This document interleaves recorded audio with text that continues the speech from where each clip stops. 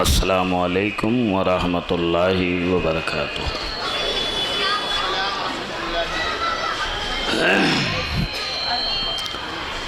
نحمده ونصلی علی رسولہ الکریم، اما بعد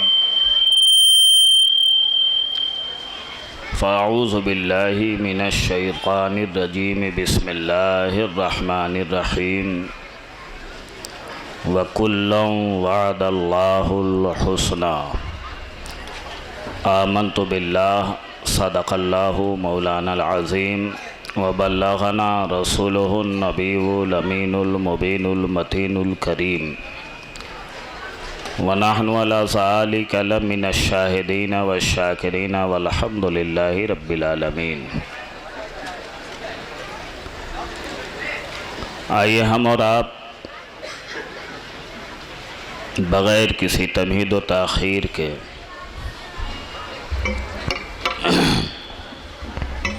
اپنی اور ساری کائنات کے مرکز عقیدت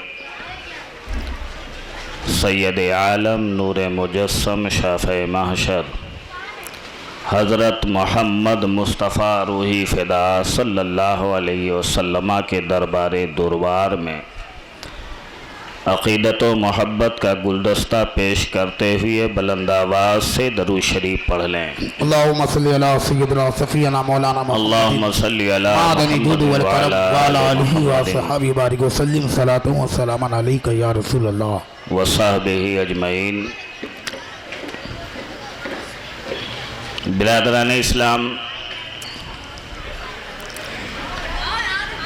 اس 10 روزہ پروگرام کا پہلا جلسہ آپ نے کل سماعت فرمایا۔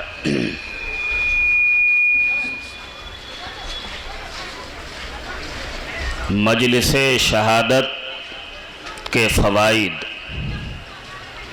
اور پیارے آقا صلی اللہ علیہ وسلم کی شان و عظمت کے تعلق سے آپ نے تھوڑی دیر تقریر سماعت فرمایا تھا۔ آج کی تقریر کا عنوان ہے صحابہ کرام کی عظمت و قربانی، خصوصاً خلیفہ اول امیر المومنین حضرت ابو بکر صدیق رضی اللہ تعالیٰ عنہ کی حیات و خدمات اور ان کی جانثاری کے تعلق سے تھوڑی دیر میں انشاءاللہ گفتگو کروں گا۔ اسٹیج پر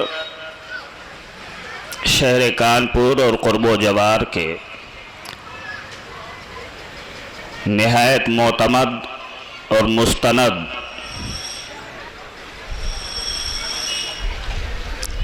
علماء، حفاظ اور ائمہ حاضر ہیں۔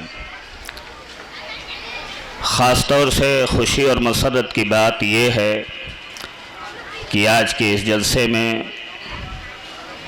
بحیثیت سرپرست قاضی شہر کانپور جامع معقول و منقول حضرت علامہ خواجہ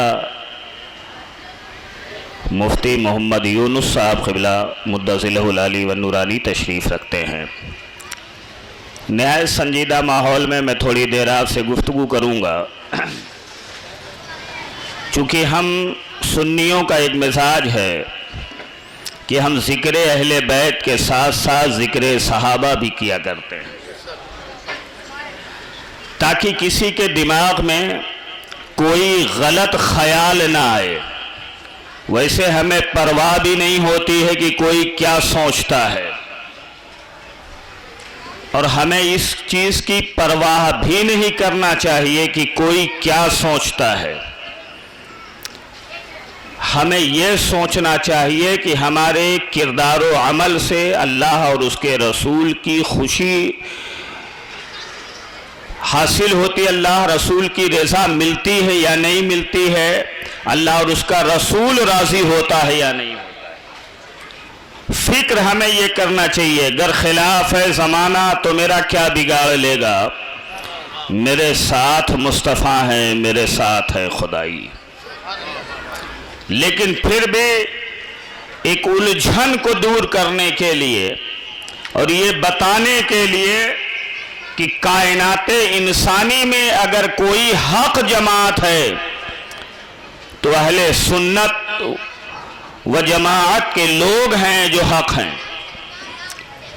کیونکہ ہمارے ایک ہاتھ میں صحابہ کی عظمتوں کا دامن ہے اور دوسرے ہاتھ میں اہل بیت کی محبت کا دامن ہے، اور ہم اسی نسبت پر فخر کرتے ہوئے کہتے ہیں کہ اہل سنت کا بیڑا پار ہے کہ اصحاب رسول واہ سبحان اللہ نجم ہیں اور ناؤ ہے اطرت رسول اللہ۔ سبحان اللہ سبحان اللہ۔ دونوں ذکر کرنا، چونکہ ایک عجیب آج کے دور میں ایک الجھن پیدا کر دی گئی ہے صحابہ کے تعلق سے، اور یہ سمجھا جاتا ہے کہ اہل بیت کی محبت میں کمی آئے گی اگر صحابہ کا خطبہ پڑھا جائے، اور بیجا بحثیں درمیان میں لائی جاتی ہیں۔ ایسی تمام فتنہ بازیوں سے دور رہنے کی ضرورت ہے۔ عقیدہ وہ رکھنا ہے جو جمہور اہل سنت کا ہے، خصوصاً اعلیٰ حضرت فاضل بریلوی علیہ رحمت و رضوان نے جو تحریر فرما دیا ہے اسی کے مطابق ہمیں اپنا عقیدہ رکھنا ہے اور اسی کے مطابق ہمیں زندگی گزارنا ہے۔ سبحان اللہ سبحان اللہ۔ بول دو سبحان اللہ۔ سبحان اللہ سبحان اللہ۔ کیونکہ اعلیٰ حضرت فاضل بریلوی رحمت و رضوان کی وہ شخصیت ہے کہ جو عاشق ہے نبی کا اپنا محور ڈھونڈ لیتا ہے، واہ واہ واہ۔ اتر کر عشق کے قلزم میں گوہر ڈھونڈ لیتا ہے، منافق چھپ نہیں سکتا نبی سے دشمنی کر کے، رضا کا علم بن کر اس کو خنجر ڈھونڈ لیتا ہے۔ واہ واہ سبحان اللہ سبحان اللہ۔ زندہ باد اس زندہ باد۔ طریقے کو اپناؤ تو صحابہ اور اہل بیت دونوں ہمارے لیے آئیڈیل ہیں، نمونہ ہیں۔ ان کی سیرت ہم سامنے رکھیں، ان سے محبت کریں اور ان کے طریقے کو ہم اپنانے کی کوشش کریں۔ حضرت ابو بکر صدیق رضی اللہ تعالیٰ عنہ کی شخصیت کیا ہے تو آپ اکثر جمعہ میں خطبے میں سنتے رہتے ہیں کہ افضل البشر بعد الانبیاء بالتحقیق، یہ تحقیق کے ساتھ ثابت ہے یہ بات کہ انبیاء علیہم السلام کے بعد تمام نسل انسانی میں سب سے افضل ذات کو ابو بکر صدیق کہا جاتا ہے، سب سے افضل نسل انسانی میں۔ میں نے بہت پہلے ایک کلام لکھا تھا، اس کے کچھ شعر یاد آ رہے، میں آپ کو سنا دوں، مچل کے بول دو سبحان اللہ۔ جان جاتا گر کوئی بھی خوبیاں صدیق کی، جان جاتا گر کوئی بھی خوبیاں صدیق کی، واہ عمر بھر ڈھوتا ہی پھرتا جوتیاں صدیق کی، عمر بھر ڈھوتا ہی پھرتا جوتیاں صدیق کی، اور مذہب اسلام کی رعنائیوں کے واسطے ہر طرف پھیلی ہوئی ہیں تتلیاں صدیق کی، ہر طرف پھیلی ہوئی ہیں تتلیاں صدیق کی۔ اور ایک شعر یہ ایک واقعے کی جانب اشارہ ہے کہ وقت کے مرتد و کافر تل ملا کر رہ گئے، وقت کے مرتد و کافر تل ملا کر رہ گئے، قصر باطل پہ گری جب بجلیاں صدیق کی، قصر باطل پہ گری جب بجلیاں صدیق کی۔ ایک مرتبہ بول دے سبحان اللہ سبحان اللہ سبحان اللہ۔ ہر نبی آئے انسانوں کی ہدایت کے لیے، جنہوں نے مان لیا وہ کامیاب ہو گئے اور جو نہ مانے وہ ناکام ہو گئے۔ ماننے والے اگر ان کے دور میں ہوئے تو انہیں صحابی کہا گیا، سبحان اللہ، نبی کے ساتھیوں کو صحابی کہا گیا۔ 1,24,000 کم و بیش نبی تشریف لائے، رسولوں کی تعداد آئی، بھٹکے ہوئے انسانوں کو صحیح راستے پر لگاتے رہے۔ حضرت عیسیٰ علیہ السلام کے بعد تقریباً 550 سال کا زمانہ ایسا گزرا جس میں کوئی پیغمبر تشریف نہ لایا، کوئی نبی تشریف نہ لایا۔ یہ انسان جہالت کی تاریکیوں میں کھوتا چلا گیا اور بدکاریوں کا لباس پہن کر کے حیوانیت کا ننگا ناچ ناچنے لگا، دنیا کراہنے لگی، انسان بے چین و بے قرار ہوا۔ اللہ کی رحمت کو جوش آیا، اس نے اپنے محبوب سرکار دو عالم صلی اللہ علیہ وسلم کو اس خاکدان گیتی پر مبعوث فرمایا، بھیجا اس جہان میں۔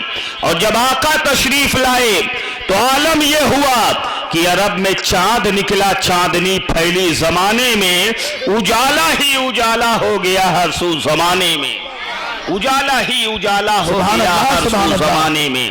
میرے آقا تشریف لائے، مکہ شریف میں تشریف لائے، جو اس وقت دنیا میں سب سے زیادہ بنجر علاقہ تھا، انسانوں کے دل پتھر سے بھی زیادہ سخت ہو چکے تھے، ایسی بنجر زمین میں محبت کے گل بوٹے کھلانے کے لیے ہمارے آقا تشریف لائے۔ سبحان اللہ،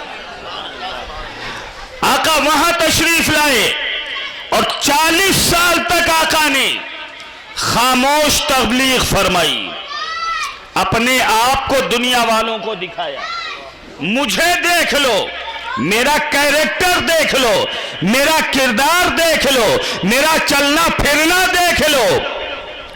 خاموش تبلیغ کرتے رہے اور 40 سال کے بعد جب پیارے آقا صلی اللہ علیہ وسلم نے اعلان نبوت فرمایا تو جنہیں ماننا ہوا وہ مان گئے اور جنہیں نہ ماننا ہوا وہ نہیں مانے۔ جو مان گئے وہ زمین کی پستیوں سے اٹھ کر کے آسمان ہدایت کے ستارے بنا دیے۔ جس انسان کو لوگ وحشی کہتے تھے، درندہ کہتے تھے، برے برے آداب و القاب سے جنہیں نوازا جاتا تھا، جب آقا کے دائرے غلامی میں وہ آ گئے، آقا کی محبت کا انہوں نے جام پیا ہے، تو انہوں نے کہا اے دنیا والو، اب ہمارا ماضی مت دیکھنا، جب تک بکے نہ تھے تو کوئی پوچھتا نہ تھا، انہوں نے خرید کر ہمیں انمول کر دیا۔ سبحان اللہ، سبحان اللہ، زندہ باد، زندہ خرید باد، کر ہمیں انمول۔ بہت اچھا حضرت، زندہ باد۔ آقا کریم صلی اللہ علیہ وسلم کو جب مانا ہے تو صحابیت کا خطاب عطا کیا گیا، صحابیت سے نوازا گیا، اور سبحان اللہ اب ان کا مقام اتنا بلند و بالا ہو گیا کہ قرآن نے بھی کہہ دیا کہ میرے رسول کے جتنے، میرے محبوب کے جتنے ساتھی ہیں، ان سب سے اللہ نے جنت کا وعدہ فرما لیا۔ وَكُلٌّ وَعَدَ اللَّهُ الْحُسْنَى، ہر صحابی سے اللہ نے جنت کا وعدہ فرما لیا۔ بول دو سبحان اللہ، جنتی بنا دیے گئے۔ رضی اللہ عنہم ورضوا عنہ، اللہ رضی اللہ عنہم، اللہ ان سے راضی ہو گیا اور وہ سب اللہ سے راضی ہو گئے۔ بول دو سبحان اللہ، انہوں نے رسول اللہ کو راضی کیا، اللہ راضی ہو گیا۔ میں کہنا چاہتا ہوں کہ 23 سال کی آپ کی اعلان نبوت کے بعد والی حیات ظاہری نے دنیا میں وہ انقلاب برپا کیا کہ اس سے بڑا انقلاب دنیا نے کبھی کائنات انسانی میں نہیں دیکھا۔ جو انقلاب میرے نبی کے کردار نے برپا کیا، جنہیں کوئی نہیں پوچھتا تھا، جب آقا کے وہ ہو گئے ہیں سبحان اللہ، تو آقا نے کہا اصحابی کالنجوم، یہ میرے صحابہ ستاروں کی طرح ہیں، فَبِأَيِّهِمْ اِقْتَدَيْتُمْ اِحْتَدَيْتُمْ، ان میں سے تم جس کی بھی پیروی کر لو گے ہدایت پا جاؤ گے۔ ایک عرب نے آدمی کا بول بالا کر دیا، خاک کے ذروں کو ہم دوشے سریا کر دیا، خود نہ تھے جو راہ پر اوروں کے ہادی بن گئے، کیا نظر تھی جس نے مردوں کو مسیحا کر دیا۔ جو قوم لڑنے بھڑنے والی تھی، مارنے اور کاٹنے والی تھی، میرے نبی نے ایسا اخوت کا جام پلایا ہے کہ انہوں نے ایک دوسرے کے لیے قربانی دینے کا طریقہ اور سلیقہ سیکھ لیا ہے۔ سبحان اللہ۔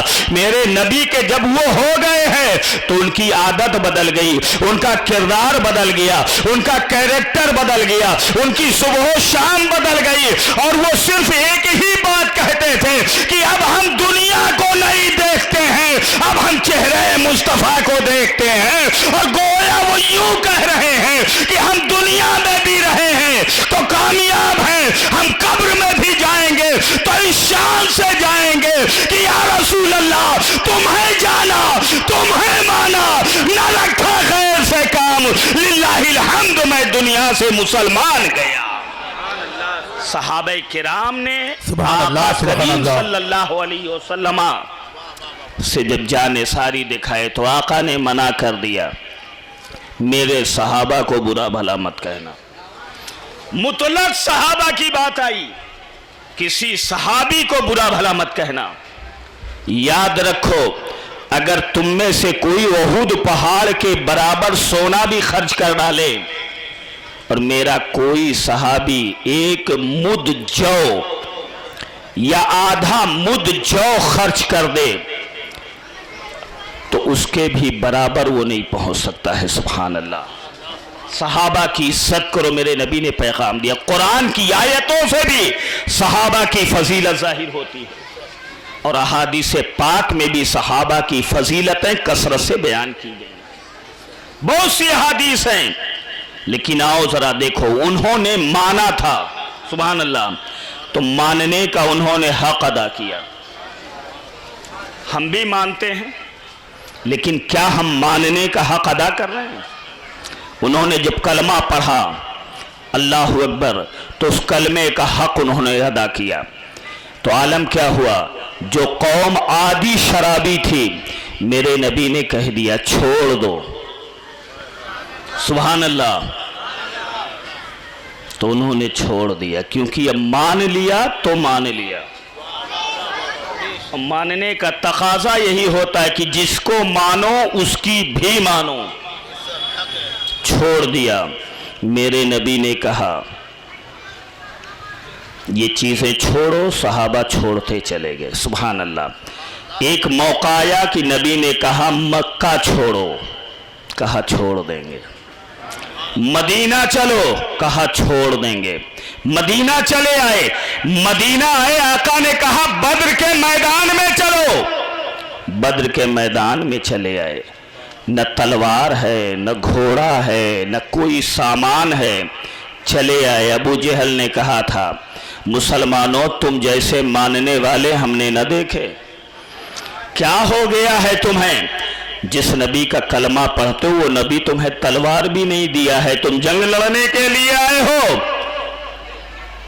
تو مسلمانوں نے کہا تھا سنو ہم نے کچھ چھوڑا ہی نہیں ہے، جو کچھ چھوٹا تھا وہ بھی ہمیں مل گیا، سکون قلب ملا، لذت حیات ملی، در حبیب ملا، ساری کائنات ملی۔ صحابہ نے جان ساری دکھائی، آقا کے حکم پر عمل کرتے رہے، تن من دھن کو قربان کرتے رہے، آقا کے اشارے آبرو پر قربان ہونے کے لیے ہر جگہ کھڑے نظر آتے تھے۔ جہاں بھی تم نے پکارا ہے جانثار چلے، کفن بدوش اسیران زلف یار چلے۔ ابو جہل نے کہا چھوڑ دیا، کیا ملا؟ تو کہا ہمیں جو کچھ نہیں ملا تھا وہ سب ہمیں مل گیا ہے۔ کہا لڑو گے کیسے؟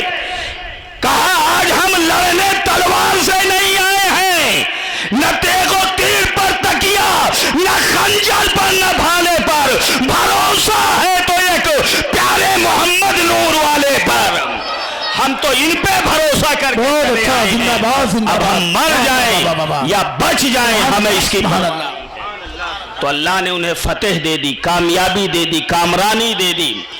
اور جب انہوں نے مکمل اعتماد کیا ہے اس نسبت پر، آقا کی غلامی کا انہوں نے ثبوت دیا ہے، تو عالم یہ ہے کہ دشت تو دشت ہے، دریا بھی نہ چھوڑے ہم نے، بحر ظلمات میں دوڑا دیے گھوڑے ہم نے، واہ واہ سبحان اللہ سبحان اللہ. پتھر باندھا ہے مگر جذبوں میں کمی نہیں آئی. سبحان اللہ.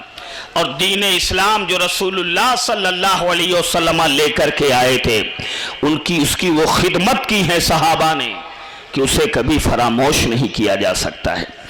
آج ہم آپ کلمہ پڑھتے ہیں، ہمیں تو یہ وراثت میں چیزیں مل گئی ہیں، کوئی محنت نہیں کرنی پڑی، کوئی مشقت نہیں کرنی پڑی، مگر کل جب مسلمان ہوتے تھے تو عالم یہ ہوتا تھا کہ کسی کو تپتی ہوئی ریت پہ لٹایا جاتا تھا، کسی کے گلے میں رسیاں ڈال کر کے پہاڑوں پہ گھمایا جاتا تھا، کسی کو دہکتی ہوئی آگ پہ لٹا دیا جاتا تھا، کسی کو چٹائی میں لپیٹ کر کے دھونی دی جاتی تھی. کیوں دی جاتی تھی؟ اس لیے دی جاتی تھی کہ تم ہماری بستی میں رہ کر کے محمد کا کلمہ کیوں پڑھتے ہو؟ اگر زندگی چاہتے ہو تو نبی کی غلامی چھوڑ دو. صحابہ نے کہا تھا ہم زندگی چھوڑیں گے مگر مصطفیٰ کی غلامی نہیں چھوڑیں گے. چھوٹ جائے اگر دولت کون ہے تو کیا غم، چھوٹے نہ مگر ہاتھ سے دامانے. نعرے تکبیر، نعرے رسالت، عظمت مصطفیٰ، عظمت صحابہ، یاد حسین، مسلک اعلی حضرت علامہ زکریا اشرفی صاحب قبلہ. نعرہ تکبیر، نعرہ رسالت. آج بھی کچھ نہیں بدلا ہے، اگر بدل گئے ہیں تو ہم بدل گئے ہیں. آج بھی اگر کردار اپنا لو، صحابہ کی سیرت کو اپنا لو، تو آج بھی حال یہی ہوگا کہ تم جدھر سے گزرو گے دنیا تمہیں سلام کرے گی. بول دو سبحان اللہ. دنیا تمہیں سلام کرے گی. صحابہ نے وہ خدمات انجام دی ہیں، تاریخ پڑھو گے تو پتہ چلے گا. اور ان تمام صحابہ میں پہلا نمبر آتا ہے حضرت ابوبکر صدیق رضی اللہ تعالیٰ عنہ کا. بول دو سبحان اللہ. پہلا نمبر. اگر کوئی کہے علی کا پہلا نمبر تو کہو جاہلو، ہم علی سے بھی محبت کرتے ہیں اور صدیق سے بھی محبت کرتے ہیں، مگر ہم اسی کو پہلا مانیں گے جسے مصطفیٰ نے پہلا کہا ہے، جسے نبی نے پہلا کہا ہے، ہم اسی کو پہلا کہیں گے. تو پہلا نمبر اگر کسی کا ہے تو ابو بکر صدیق رضی اللہ تعالیٰ. حق زندہ باد زندہ باد. بہت اچھا پہلا نمبر ان کا. دوسرا نمبر عمر فاروق رضی اللہ تعالیٰ عنہ کا. تیسرا نمبر حضرت عثمان غنی کا. چوتھا نمبر حضرت مولا علی کا رضوان اللہ تعالیٰ علیہ مجمعین. بول دو سبحان اللہ. سبحان اللہ سبحان اللہ. یوں تو سارے صحابہ عادل ہیں، ثقہ ہیں، معتبر ہیں، مستند ہیں. ہر صحابی سے محبت کرنا ضروری ہے. ان کی گستاخی اور ان کی توہین گمراہی ہے، بعض حالت میں کفر بھی ہے. حضرت بیٹھے مفتی صاحب پوچھیں، توجہ فرمائیں. لیکن ان صحابہ میں سبحان اللہ، صحابی کہتے کس کو ہیں؟ کسے کہا جاتا ہے صحابی؟ صحابی اس شخص کو کہا جاتا ہے جس نے اپنی آنکھوں سے دیدار مصطفیٰ کیا ہو. واہ واہ واہ واہ سبحان اللہ سبحان اللہ. آنکھوں سے دیکھا ہو اور کلمہ پڑھا ہو اور زندگی بھر وہ اسی پر قائم رہا ہو تو ایسے کو صحابی کہتے ہیں. بول دو سبحان اللہ. صحابی کہتے ہیں. محبت کیا ہوتی ہے صحابہ سے پوچھو. سبحان اللہ. نبی کا عشق کیا ہوتا ہے صحابہ سے پوچھو، وہ بتائیں گے. آج لوگ عمل کی باتیں بہت کرتے ہیں، محبت کی باتیں نہیں کرتے ہیں. صحابہ نے پہلے محبت کی ہے، عمل بعد میں کیا ہے. بول دو سبحان اللہ. عمل ضروری ہے مگر اس سے زیادہ ضروری محبت. اب عمل چھوٹے تو کافر نہیں ہوگا. نبی کی محبت چھوڑ دے اور توہین کر دے تو کافر ہو جایا کرتا. محبت کا تعلق ایمان سے ہے. عبادت کا تعلق اعمال سے ہے، ایمان پہلے ہے عمل بعد میں ہے۔ محمد کی محبت دین حق کی شرط اول ہے، اسی میں ہو اگر خامی تو سب کچھ نامکمل ہے۔ سبحان اللہ۔ اور یہ محبت ہی کی طاقت تھی کہ وہ ہر میدان میں کامیاب ہوتے تھے۔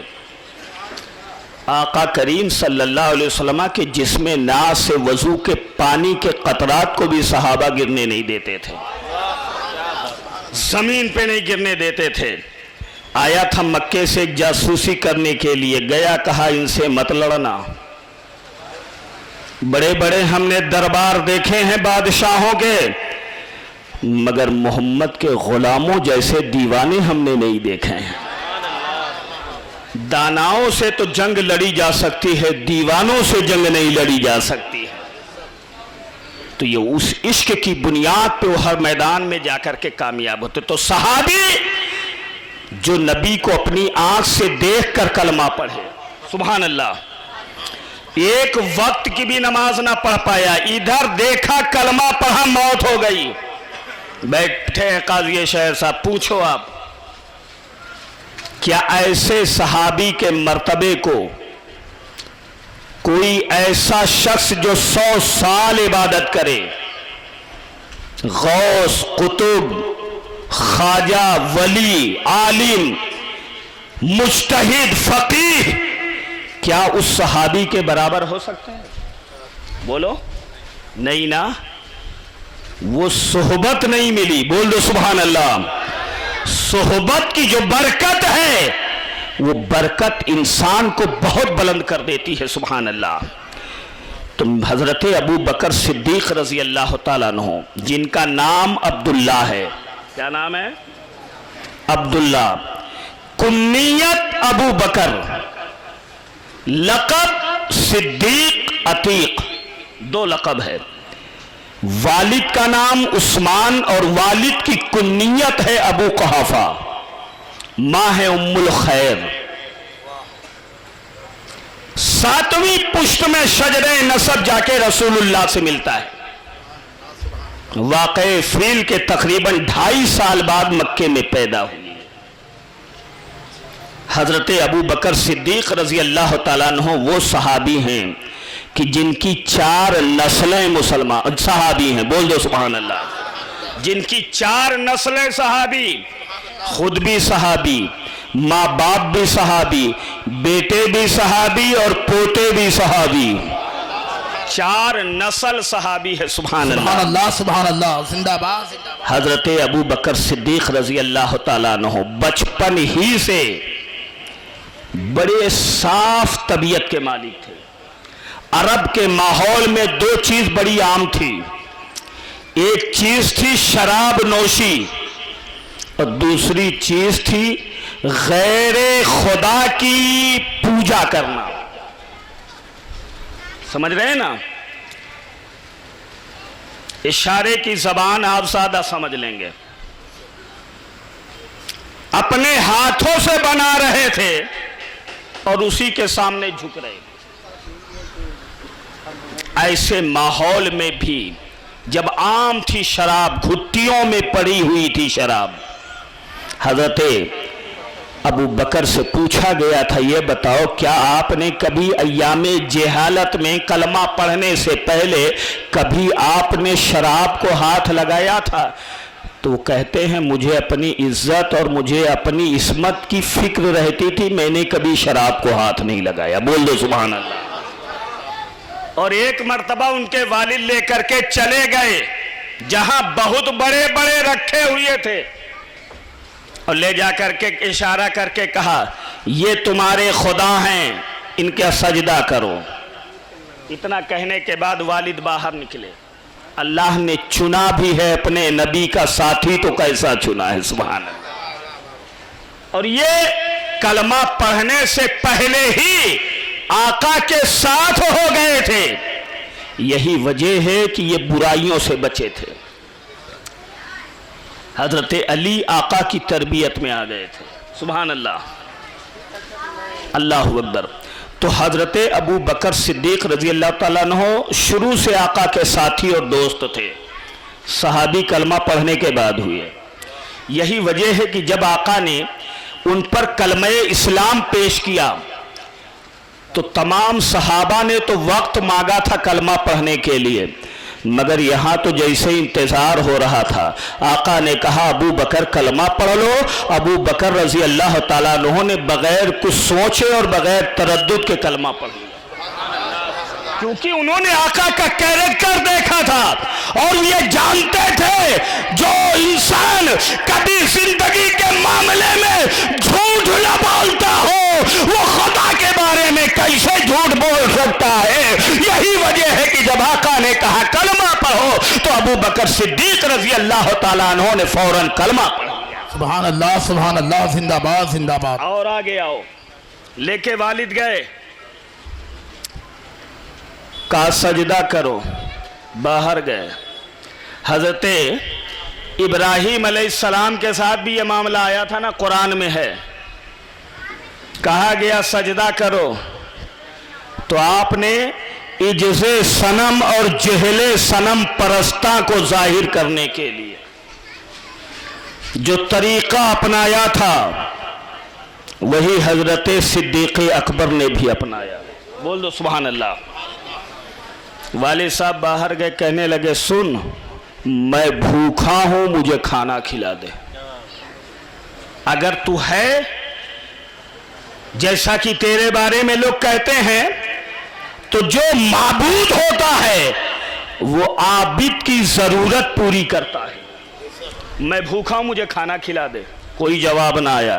کہا اچھا میں برہنہ ہوں، ننگا بدن ہوں، مجھے کپڑا ہی پہنا دے۔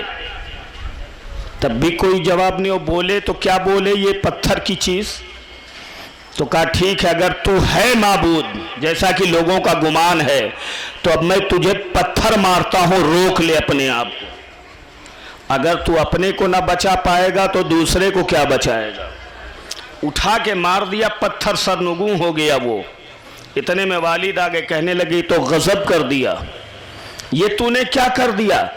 ہاتھ پکڑ کے گھر لے کے آئے، ان کی والدہ سے کہا سمجھاؤ ذرا اس کو، یہ ایسے ماحول میں جبکہ سب وہی کر رہے ہیں، وہی والا حال ہے کہ اکبر الہ آبادی نے انگریزوں کے دور میں ایک شعر کہا تھا کہ رقیبوں نے رپٹ لکھوائی ہے جا جا کے تھانے میں کہ اکبر نام لیتا ہے خدا کا اس زمانے میں، کہ جب سب انگریزوں کی دلالی کر رہے ہیں تو یہ کون ہے جو انگریزوں کے خلاف بول رہا ہے؟ ایسے ماحول میں جب سب وہاں جھکے ہیں تو یہ کون ہے جو مخالفت کر رہا ہے؟ اس کو سمجھاؤ۔ تو ان کی والدہ کہتی ہیں چپ ہو جاؤ، ان کے معاملے میں کچھ نہ بولو، ان کا معاملہ عجیب ہے۔ کہا کیا معاملہ عجیب ہے؟ کہا جب یہ پیدا ہوئے تھے تو میں نے ہاتف غیبی سے ایک غیبی آواز سنا تھا، آواز دینے والا آواز دے رہا تھا یا امت اللہ علی التحقیق ابشری بالولد الاقیتیق اسمہ فی السماء صدیق لمحمد صاحب و رفیق۔ کہا میں نے یہ آواز سنی تھی، اے اللہ کی بندی بشارت اور خوشخبری حاصل کر اس آزاد بچے کی۔ بول دو ان کا نام آسمان میں صدیق ہے اور یہ محمد کے رفیق اور مددگار ہوں گے۔ بول دو سبحان اللہ۔ تو کہا ان کا معاملہ ان پہ چھوڑ دو۔ اور پھر جب وقت آیا یہ کلمہ پڑھتے ہیں، مردوں میں سب سے پہلے کلمہ حضرت ابو بکر صدیق رضی اللہ تعالیٰ عنہ نے پڑھا۔ اسی لیے ابو بکر کے معنی ہوتے پہل کرنے والا، اول نمبر پر یہ رہے ہر چیز میں، جس کی بنیاد پر انہیں ابو بکر کلمہ پڑھا۔ اور کلمہ پڑھنے کے بعد ان کے اوپر بھی بڑا ظلم و زیادتی ہوئی مگر انہوں نے آقا کا ساتھ نہ چھوڑا، بے ہوش ہو گئے تھے، ہوش آنے پہ اگر پہلا نام زبان پہ آیا ہے تو پیارے آقا صلی اللہ علیہ وسلم آتا۔ سبحان اللہ، زندہ باد زندہ کروں باد۔ نام پر تیرے جاں فدا، نہ ایک جاں دو جہاں فدا، دو جہاں سے بھی نہیں جی بھرا، کروں کیا کروڑوں جہاں نہیں۔ واہ واہ واہ واہ، زندہ باد زندہ باد، بہت اچھا۔ ساری ہے حضرت ابو بکر صدیق رضی اللہ تعالیٰ عنہ۔ جا رہے گا؟ اچھا اللہ سبحان اللہ، زندہ باد زندہ باد۔ تھوڑی دیر اور سنیں گے آپ؟ جی عطا۔ بول دو سبحان اللہ۔ اب آؤ میں جلدی جلدی باتیں کرتا ہوں۔ صدیق آپ کو کہا گیا، صدیق کہنے کی وجہ کیا؟ صدیق کہتے ہیں جو قول و عمل میں سچا ہو، بول دو سبحان اللہ۔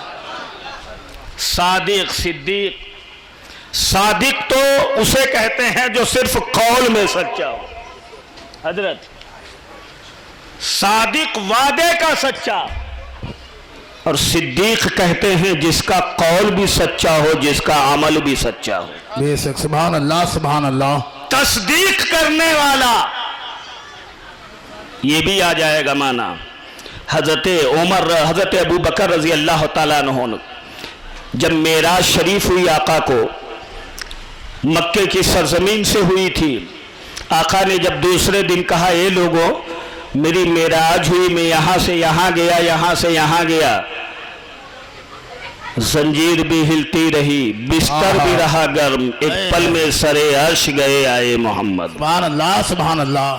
تو عقل والوں نے عقل کے پیمانے پہ تولا اور انکار کر دیا۔ کچھ لوگوں کو کہا موقع اچھا ملا، جو سب سے پہلا ماننے والا ہے اسی کے دروازے پہ چلے۔ دروازہ کھٹکھٹایا گیا، جلدی نکلو، نکلے۔ کہا گیا یہ بتاؤ اگر کوئی کہے میں رات کے مختصر سے حصے میں ہیاں سے مسجد اقصی گیا تھا لوٹ آیا، مانو گے؟ تو کہنے لگے یہ عقل میں آنے والی بات تو ہے نہیں۔ تو کہا سنو، جس نبی کا کلمہ پڑھتے ہو انہوں نے تو اس سے بھی بڑی بات کہی ہے کہ یہاں سے وہاں بھی گئے اور آسمانوں پہ گئے، سدرہ کی حدوں سے آگے بڑھے، جنت و دوزخ کو بھی دیکھا اور لوٹ بھی آئے۔ تو حضرت ابو بکر کہتے ہیں نادان، اگر وہ نبی کہہ رہے ہیں تو اس سے بھی تعجب خیز بات کرے تو میں اس کی تصدیق کرتا ہوں، بولو سبحان اللہ سبحان اللہ۔ والذی جاء بالصدق وصدق بہ اولئک ھم المتقون۔ تصدیق کرنے والے حضرت ابو بکر صدیق ہیں، حق ہے، زندہ باد، سبحان اللہ سبحان اللہ۔ آپ کی شان میں کتنی آیتیں قرآن میں اتری، واہ، پیارے آقا فرماتے ہیں سنو، مجھے ابو بکر کے مال نے جتنا نفع دیا اتنا کسی کے مال نے نفع نہ دیا۔ بے شک، سبحان اب آپ اللہ۔ کہتے ہیں انتا عتیق اللہ من النار، اے ابو بکر تجھے اللہ نے جہنم سے آزاد کر دیا۔ سبحان اللہ سبحان اللہ، بول دو سبحان اللہ۔ سبحان اللہ۔ اللہ کے نبی صلی اللہ علیہ وسلم ارشاد فرماتے انتا صاحبی فی الغار و صاحبی علی الحوض، اے ابو بکر تو میرا ساتھی رہا ہے، غار میں بھی غار کا ساتھی رہا ہے، کل حوض کوثر پہ بھی تو میرے ساتھی رہے۔ واہ واہ واہ، سبحان اللہ پیارے سبحان آقا اللہ۔ صلی اللہ علیہ وسلم ارشاد فرماتے ہیں اما انک یا ابا بکر اول من يدخل الجنت من امتی، اے ابو بکر تم پہلے شخص ہوگے میری امت کے جو سب سے پہلے جنت میں داخل، سبحان اللہ سبحان اللہ، زندہ باد، پہلے زندہ باد۔ جنت میں داخل ہوگے۔ اللہ اللہ، اور واہ صرف اتنا ہی نہیں، ابو بکر کی خدمات ایسی رہی کہ آقا کریم صلی اللہ علیہ وسلم نے ہر قیامت تک آنے والے اپنے ہر امتی کو ایک پیغام دے دیا کہ ابو بکر کی بڑی خدمات ہے، اور خدمت کرنے والے کا شکریہ بھی ادا کیا جاتا ہے، محبت بھی ادا کی جاتی ہے۔ حبو ابی بکر و شکر ہو واجب علی کل امتی، کہ ابو بکر سے محبت کرنا اور ان کا شکر ادا کرنا یہ واجب ہے میری ہر امت پر۔ واہ واہ، سبحان اللہ سبحان اللہ، زندہ باد زندہ باد، حضرت بہت ابو اچھا۔ بکر صدیق رضی اللہ تعالیٰ عنہ، اور دیکھیں ایمان کتنا پختہ، زمین و آسمان بدل جائے مگر ایمان اتنا مضبوط کہ ٹلنے والے نہیں، بول دو سبحان اللہ۔ کامل اعتماد، کامل اعتقاد۔ صلح حدیبیہ کے موقع پر ایک موقع آیا تھا کہ صحابہ سش و پنج کا شکار ہو گئے تھے، تردد میں پڑ گئے تھے۔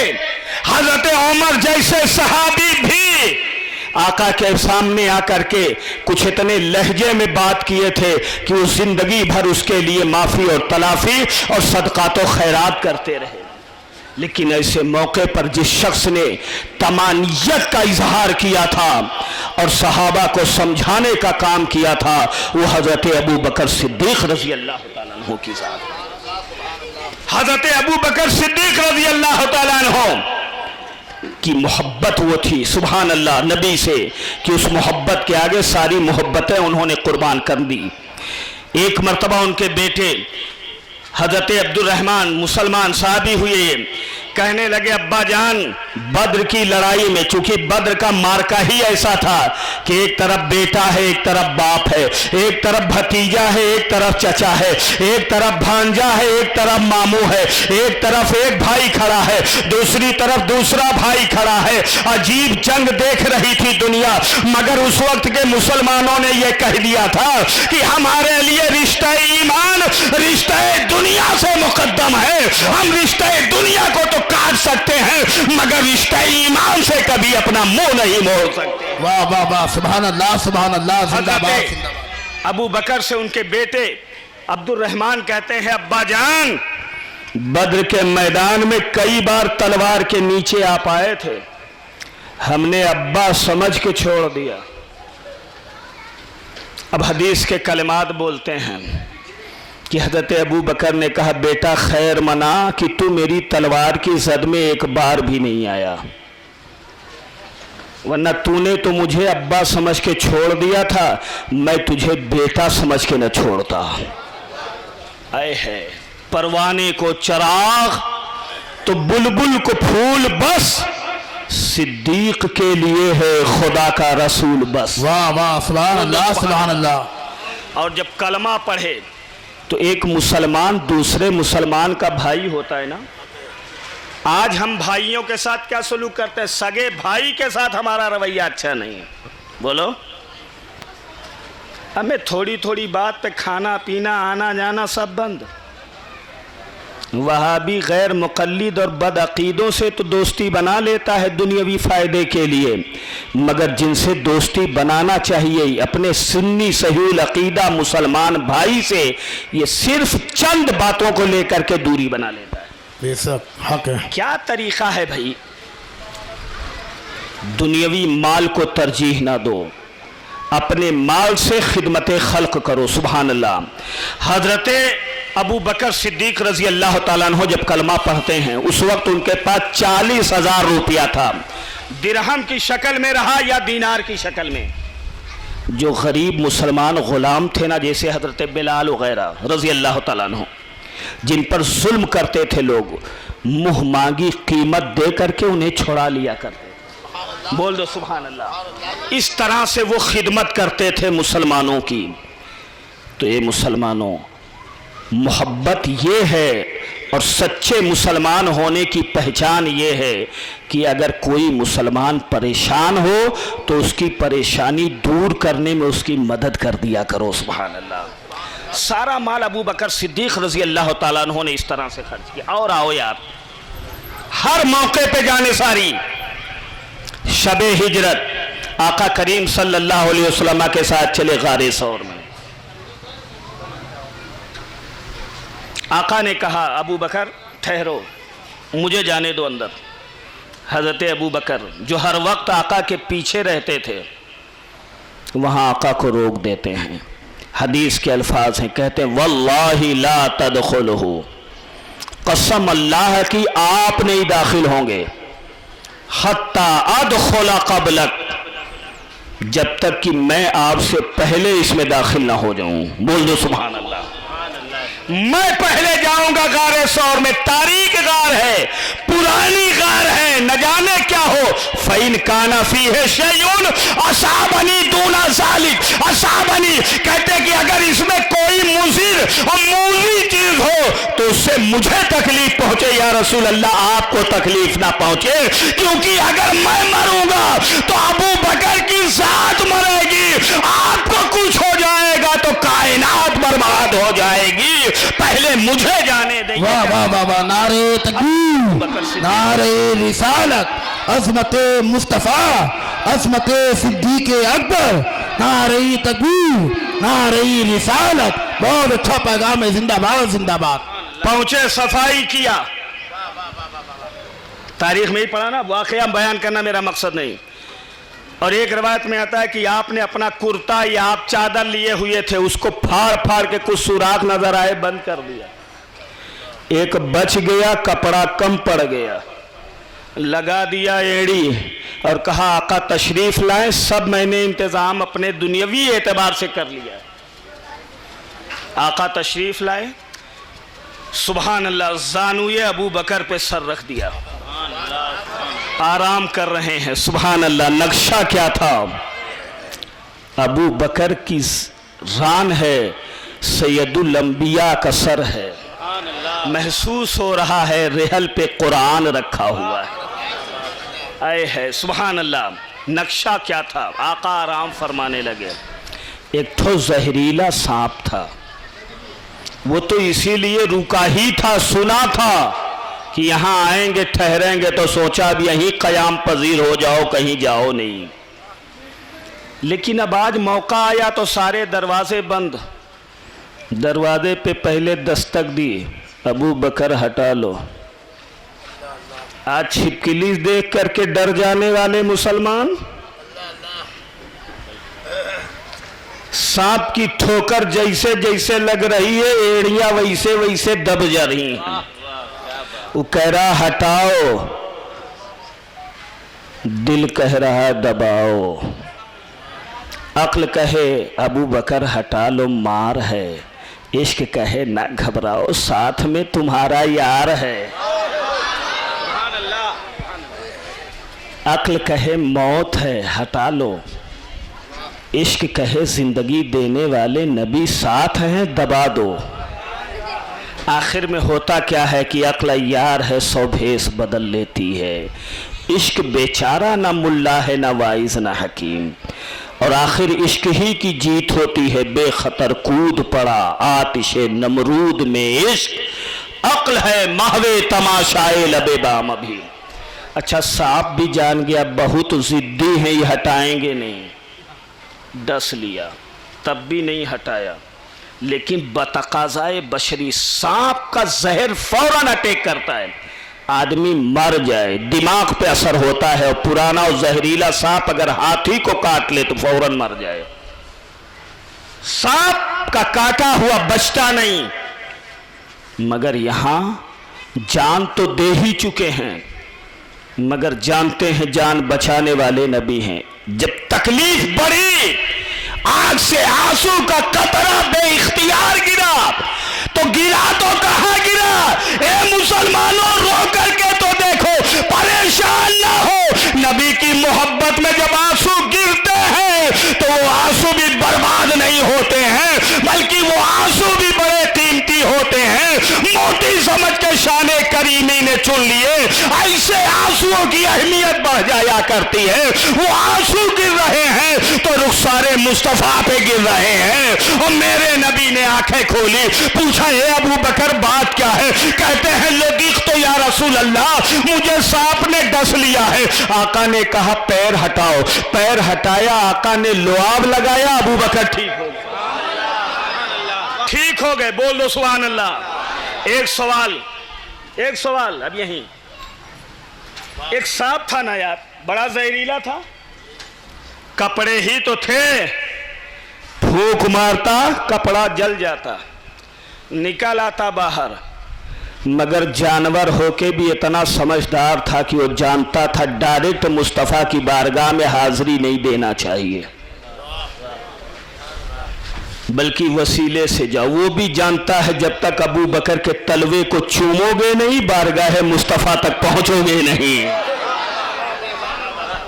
بے ان کے واسطے کہ خدا کچھ عطا کرے، ہاشا غلط یہ حویث بے بسر کی ہے۔ تو کتنے نادان ہیں جو ڈائریکٹ خدا تک پہنچنے کی بات کرتے ہیں، جانور تو ڈائریکٹ مصطفیٰ تک بھی پہنچنے کی نئی ہمت کر رہے ہیں۔ بول دو سبحان اللہ۔ اور آؤ، جب پیارے آقا صلی اللہ علیہ وسلم نے ایک نظام قائم فرما دیا اور رب کی مشیت ہوئی کہ محبوب اب تشریف لے آؤ، آقا 63 سال کی عمر شریف کے بعد اس دنیا سے تشریف لے جاتے ہیں، تو بالاتفاق صحابہ انصار و مہاجرین کے اتفاق سے آپ کو خلیفۃ المسلمین بنایا جاتا ہے۔ کچھ لوگ کہتے ہیں ابو بکر نے مولا علی کا حق چھین لیا، تو مولا علی کیا اتنے کمزور تھے کہ اپنا حق چھیننے دیا؟ نہیں، اللہ اکبر، وہ بھی جانتے تھے جب بلایا گیا ان کو، یہ صحیح ہے کہ اس مجلس میں جس مجلس میں بیعت ہوئی تھی مولا علی نہیں تھے، لیکن جب حضرت عمر نے بلایا اور کہنے لگے علی کیا بات ہے، تو انہوں نے بڑھ کر کے بیعت کی اور کہا اے ابو بکر تقدمک رسول اللہ فمن یؤخرک، جب آپ کو اللہ کے رسول نے مقدم کر دیا ہے تو کس کی مجال ہے جو آپ کو مؤخر کر سکتا ہے۔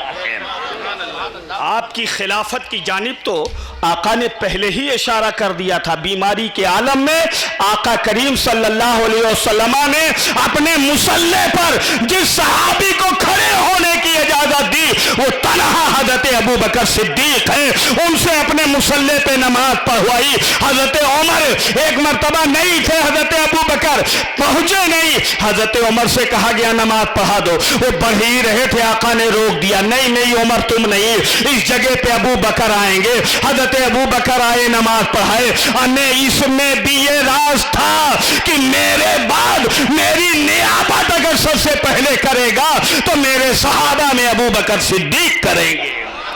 تو یہی مطلب ہوا جب نبی نے آپ کو آگے بہت زندہ باد زندہ باد۔ کچھ لوگوں کا خیال ہے کہ نماز میں نبی کا خیال آئے تو نماز نہ ہوگی۔ صحابی سے بڑھ کے نماز کوئی پڑھتا ہے کیا؟ کتنی روایتیں موجود ہیں، ان علماء سے پوچھیں آپ، سبحان اللہ، علماء سے پوچھیں ہیں۔ مولانا تنویر صاحب ہیں اور یہ میرے چھوٹے بھائی سید اسجد سلمہ ہیں، یہ بھی اس سال فضیلت کی جماعت میں ہمارے مفتی صاحب قبلہ، تمام علماء پوچھیں۔ حضرت ابو بکر نماز پڑھا رہے ہیں، پیچھے سے آقا تشریف لائے، ابو بکر پیچھے آقا کہہ رہے ہیں ابو بکر ٹھہرے رہو، پیچھے آ گئے، آقا نے آگے بڑھ کے نماز پڑھی۔ بتاؤ عین حالت نماز میں آگے پیچھے ہونا کیا بتاتا ہے کہ پہلا صحابی بھی نماز پڑھ رہا ہے تو خیال نبی رکھ کے نماز پڑھ رہا ہے۔ بول دو سبحان اللہ، سبحان اللہ، سبحان اللہ۔ اور جب نماز پڑھا چکے آقا تو کہتے ہیں یا ابو بکر کیا بات ہے، جب میں نے کہا تو رک جاتے، کہنے لگے یا رسول اللہ ابو قحافہ کے بیٹے کے اندر اتنی جرات نہیں ہے جو آپ کے سامنے کھڑا ہو کے نماز پڑھے۔ سبحان اللہ، صحابہ نماز پڑھ رہے تھے، آقا نماز پڑھا رہے تھے، اتنے میں صحابہ نے اپنے خف نالین جو موزے ٹائپ کے خف اتار دیے۔ آقا نے نماز پڑھا کر کے پوچھا یہ بتاؤ تم نے کیوں اتارا؟ آقا نماز پڑھا رہے ہیں، پیچھے کیا ہو رہا آقا دیکھ رہے ہیں، کیسے کہتے ہو کہ پیٹھ پیچھے کی خبر نہیں ہے؟ پوچھا کیوں اتارا؟ کہا یا رسول اللہ ہم نے آپ کو دیکھا اتارتے ہوئے تو ہم نے بھی اتار دیا، ہم تو آپ کی اداؤں پہ عمل کرنے والے ہیں، آپ کو دیکھا۔ بتاؤ سجدے کی، غالباً وہ سجدے کی کیفیت تھی، سجدے میں تو آنکھیں نیچے ہوتی ہیں نا، کیسے دیکھا؟ تو مفسرین محدثین بیان کرتے ہیں کہ صحابہ کی نماز کا طریقہ بھی یہ تھا کہ وہ نماز میں بھی اپنی نگاہ پیارے آقا صلی اللہ علیہ وسلم پہ رکھتے تھے، حالت سجدہ میں بھی کچھ اس طرح سے سجدہ کرتے تھے کہ ان کی نگاہیں پیارے آقا کو دیکھا کرتی تھی، سبحان اللہ۔ تو عین حالت نماز میں خیال نبی رکھنا یہ تو صحابہ کا طریقہ ہے، بول دو سبحان اللہ۔ حضرت ابو بکر صدیق رضی اللہ تعالیٰ عنہ جب خلیفہ ہوئے تو دو کام آپ نے 2 سال 2 مہینہ امور خلافت انجام دیا، لیکن 2 کام بڑا اہم کیا۔ اپنے نبی کی محبت پہ مکمل اعتماد کرو مسلمانوں، کامیابیاں تمہیں مل جائیں گی، ڈر کر کے اور خوف سے جینے کی ضرورت نہیں ہے، سچے غلام مصطفیٰ ہو جاؤ تو آج بھی تم دنیا میں کامیاب ہو جاؤ گے۔ ورنہ اگر تم یہ سمجھو کہ ہم شراب نوشی، آج کل ہمارے نوجوان بچوں میں نشے کی عادتیں بہت بڑھ گئی ہیں، بے راہ روی کا شکار ہیں، تم نہیں مارے جاؤ گے تو کون مارا جائے گا؟ سچے طریقے پہ آ جاؤ، مسلمان ہو تو مسلمان ہونے کا حق ادا کرو، صرف تم سچے اور پکے مسلمان بن جاؤ۔ یاد رکھو اللہ کا وعدہ ہے کہ اگر بندہ میری فرما برداری کرے تو میں اس پر سورج طلوع کروں گا دن میں، بارش رات میں برساؤں گا، اور اسے رات کی یعنی بجلی کی کڑک سے بھی اسے میں محفوظ کر دوں گا۔ یہ اللہ کا حکم ہے، اللہ کا یہ وعدہ ہے اپنے محبوب کے ذریعے، حدیث قدسی ہے۔ تو ہم کہتے ہیں مسلمانوں مسلمان بن جاؤ، صحابہ کے کردار و عمل کو دیکھو۔ حضرت عمر رضی اللہ تعالیٰ عنہ کشتی امت کے پہلے ناخدا ہیں۔ آقا جب دنیا سے تشریف لے گئے تو بہت سے قبیلے مرتد ہونے کی فکر میں لگ گئے، چھوڑو اب تو رہے ہی نہیں بانی اسلام، تو اب اسلام کا کلمہ پڑھنے کا کیا مطلب؟ جو نئے نئے مسلمان تھے انہوں نے پالا بدلنا چاہا، دل بدلنا چاہا حضرت عمر، اور ایسے ہی موقع پہ آقا نے اپنی حیات ظاہری میں حضرت اسامہ ابن زید کی سرکردگی میں ایک لشکر ملک شام کی جانب بھیجا تھا رومیوں سے جنگ کرنے کے لیے۔ یاد رکھو رومی اس وقت بڑے طاقتور اور سپر پاور مانے جاتے تھے، ایران اور روم کی فوجیں بڑی طاقتور، اور یہ دو حکومتیں تھیں جو سپر پاور تھیں، رومیوں سے لڑنے کے لیے بھیجا تھا۔ ادھر آقا کا وصال ہو گیا، حضرت عمر رضی اللہ تعالیٰ عنہ سے کہا گیا اب یہ لشکر جو جا رہا ہے اسے بلا لو، حالات مدینے کے ٹھیک نہیں ہیں، قبائل کا دماغ خراب ہو گیا ہے، مرتد ہونے کی کگار پہ کھڑے ہیں، اگر مدینے پہ حملہ ہو گیا تو کون دفاع کرے گا؟ آپ جنگ میں مسلمانوں کو مت بھیجیے، بلا لیجیے، جب حالات سازگار ہوں گے تو بھیج دیا جائے گا۔ حضرت اسامہ کو اور جانے والے صحابہ کو خبر ملی، حضرت اسامہ بھی دوڑ کر کے آتے ہیں اور کہتے ہیں اے ابو بکر ہمیں جانے سے روک دیجیے، حالات اچھے نہیں ہیں۔ تمام صحابہ کی رائے یہ تھی کہ لشکر کو روک دیا جائے، مگر حضرت ابو بکر کا اعتماد تو دیکھو، کہتے ہیں سنو اگر ابو بکر کی بوٹی بھی نوچ دے لی جائے تو میں گوارا کروں گا، مگر اس لشکر کو میں روکنا گوارا نہ کروں گا جس لشکر کو ہمارے نبی نے بھیجا ہے۔ اب جو جہاں جا رہا ہے وہ وہاں جائے گا، یہاں جو رہے گا وہ سبحان اللہ سبحان اللہ، زندہ باد نبی زندہ نے باد۔ بھیجا، میں روک دوں؟